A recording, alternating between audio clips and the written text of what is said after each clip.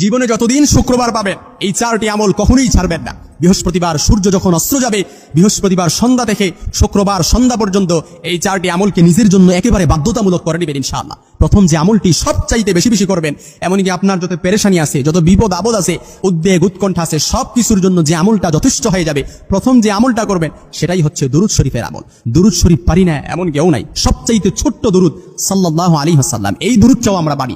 এই দুরুদটাও আপনি চাইলে করতে পারেন। সবচাইতে 4টি আমলের মধ্যে সবচাইতে বেশি যে আমলটা করবেন সেটা হচ্ছে দুরুদ শরীফের আমলকে, একেবারে দুরুদ শরীফের আমলকে নিজের মধ্যে আঁকড়ে রাখবেন। শুক্রবার দিনে 2 নম্বর যে আমলটা করবেন সেটা হচ্ছে যতদিন বাঁচবেন, যতদিন জীবনে শুক্রবার পাবেন, এই শুক্রবার দিনের ফজরের নামাজটা কখনো মিস দিবেন না। ফজরের নামাজটা জামাতে পড়বেন ইনশাআল্লাহ।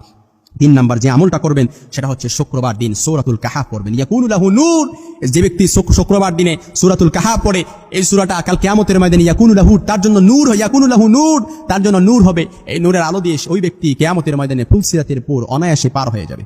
সুবহানাল্লাহ বিহামদি। এমনই কি যে ব্যক্তি শুক্রবার দিনে সূরাতুল কাহাফ পড়ে, ওই ব্যক্তিকে আল্লাহ তাআলা দাজ্জালের ফিতনা থেকে তাকে হেফাজত করবে। এজন্য যতদিন শুক্রবার পাবেন ততদিন এই আমলটা সূরাতুল কাহাফ তেলাওয়াত করবেন। 4 নাম্বার যে আমলটা করবেন সেটা হচ্ছে মসজিদে আগে আগে যাবেন। এটা রাসূল সাল্লাল্লাহু আলাইহি ওয়াসাল্লামের অন্যতম সুন্নাহ। শুক্রবার দিনের 15টি সুন্নাহ আছে। একদিন শুক্রবার জুমাতেও আলোচনা করেছিলাম। তো এই জন্য শুক্রবার এই মসজিদে আগে আগে আমরা আগে যাব ইনশাআল্লাহ।